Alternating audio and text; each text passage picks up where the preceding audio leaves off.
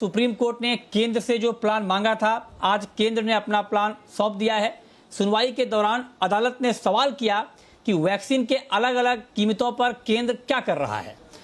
अगर अभी की स्थिति नेशनल इमरजेंसी नहीं है तो और क्या है, अदालत ने और क्या क्या टिप्पणी की है, ये डिटेल बताने के लिए हमारे साथ जी मीडिया संवाददाता दानिश आनंद इस वक्त हमारे साथ जुड़ रहे हैं। दानिश, बताएं इस पूरे मामले को लेकर के सुप्रीम कोर्ट ने और क्या क्या कहा है। देखिए, सुप्रीम कोर्ट में पूरे कोविड के मामले को लेकर आज एक काफी अहम सुनवाई हुई थी और सुप्रीम कोर्ट ने साफ-साफ बोल दिया कि जो अभी करंट क्राइसिस देश में चल रही है वो एक नेशनल क्राइसिस है और सुप्रीम कोर्ट एक म्यूट स्पेक्टेटर की तरह वो सब नहीं देख सकता। और इसीलिए सुप्रीम कोर्ट ने सुओ मोटो कॉग्निसेंस लिया था इस पूरे कोविड के मामले में। साथ ही साथ कोर्ट ने ये भी बोला कि जहां तक हाई कोर्ट की हियरिंग का सवाल आता है तो हाई कोर्ट की हियरिंग्स कंटिन्यू होती रहेंगी, क्योंकि सुप्रीम कोर्ट एक अपनी पावर का इस्तेमाल करते हुए एक तरह से सुपरविजन करते हुए इस मामले में घुसा है। और जहां कहीं पे भी किसी भी हाई कोर्ट को किसी समस्या आएगी किसी चीज को लेकर, किसी ऑर्डर को पास करने में, तो वहां सुप्रीम कोर्ट स्टेप इन कर सकता है और अपनी तरफ से एक स्मूथ प्रोसेस पूरा दे सकता है। लेकिन आज की सुनवाई में सुप्रीम कोर्ट ने फिर से केंद्र सरकार से चार महत्वपूर्ण सवालों में जवाब मांगे हैं। सबसे पहला सवाल जो केंद्र सरकार को सुप्रीम कोर्ट ने पूछा वो था वैक्सीनेशन की प्राइसिंग को लेकर, कि कैसे वैक्सीनेशन की प्राइसिंग अलग अलग है और सरकार के पास काफी ऐसे एक्ट्स हैं वो उस पर एक्ट अपॉन कर सकती हैं और प्राइसेस को कंट्रोल कर सकती हैं। दूसरी हाथ पर सुप्रीम कोर्ट ने यह भी जानना चाहा, जहां तक क्रिटिकल मेडिकल इक्विपमेंट की बात आती है, खासकर कोविड बेड्स की, तो उसमें सरकार की अभी तक क्या तैयारी है।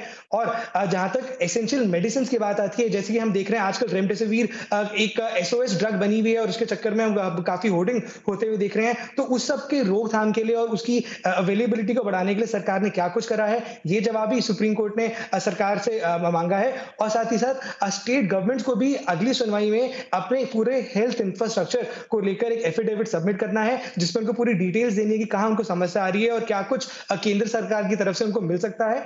और सबसे और आखिरी में आपको ये बात भी बताना चाहूंगा कि सबसे अहम सवाल जो सुप्रीम कोर्ट से आज आया था वो था वैक्सीनेशन को लेकर, जिसमें सुप्रीम कोर्ट ने सरकार से ये जानना चाहा है कि 1 मई से जो एक बड़ी वैक्सीनेशन ड्राइव की शुरुआत हो रही है, तो सरकार उसके लिए भी तक कितना तैयार है, कितनी अभी तक प्रिपेयर्ड है, कितनी डोजेज अभी तक बची हुई है और क्या प्लान है पूरी वैक्सीनेशन का। तो ये सारे सवालों का जवाब केंद्र सरकार को सुप्रीम कोर्ट को सौंपना है थर्सडे शाम तक। और सबसे आखिरी में आपको बात बताना चाहूंगा, सुप्रीम कोर्ट ने आज एक अमाइकस क्यूरी भी अपॉइंट करे हैं। सीनियर एडवोकेट जयदीप गुप्ता और मीनाक्षी अरोड़ा को भी अमाइकस क्यूरी अपॉइंट किया गया। तो अगली सुनवाई फ्राइडे को होने जा रही है, दिन के 12 बजे सुनवाई होगी और तब हम देखेंगे सुप्रीम कोर्ट की तरफ से एक अहम कोई और टिप्पणी आते हुए।